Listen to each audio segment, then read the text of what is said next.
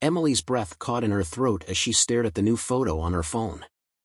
Her reflection in the mirror shards was unmistakable, but it had an otherworldly quality. Her eyes were hollow, and her face was partially obscured by swirling shadows. Panic set in as she realized that despite her efforts, the darkness might still be alive. Determined to end the curse once and for all, Emily went straight to Mr. Carter, showing him the photo. His face grew grim as he examined it. "This is worse than I feared," he said. "The mirror's curse is powerful. The portal might still be active." Emily's resolve hardened. "What do I need to do?" Mr. Carter led her to an old, hidden chamber beneath the library, a place where ancient rituals were performed. In the center of the chamber was a large stone altar with inscriptions similar to those in the book. "We need to perform a binding ritual," he explained. "It's a dangerous procedure, but it should seal the portal and end the curse." As dusk fell, Emily and Mr. Carter prepared the ritual. They gathered the mirror shards and placed them on the altar, surrounding them with candles and symbols drawn in salt. The room grew colder as they began chanting the ancient incantations from the book.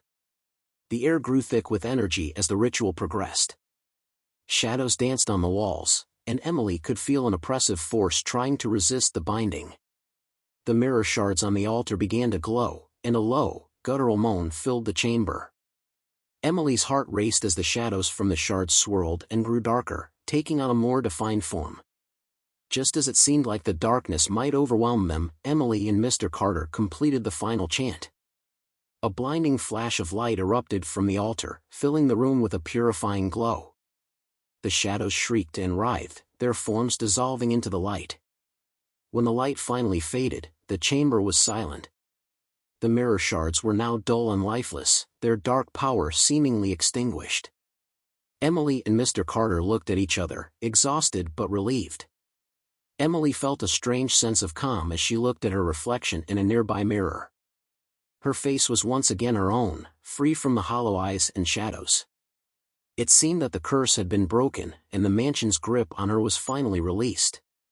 As she left the library, she noticed a final message on her phone, a single word: "Thanks." Emily shuddered but felt a sense of closure. She knew that the nightmare was over, but the haunting memories of the mirror and its darkness would stay with her. The mansion remained abandoned, but Emily was certain that its malevolent force had been put to rest. The town eventually returned to its quiet existence, and Emily continued her work as a journalist, now with a new appreciation for the thin line between reality and the unknown.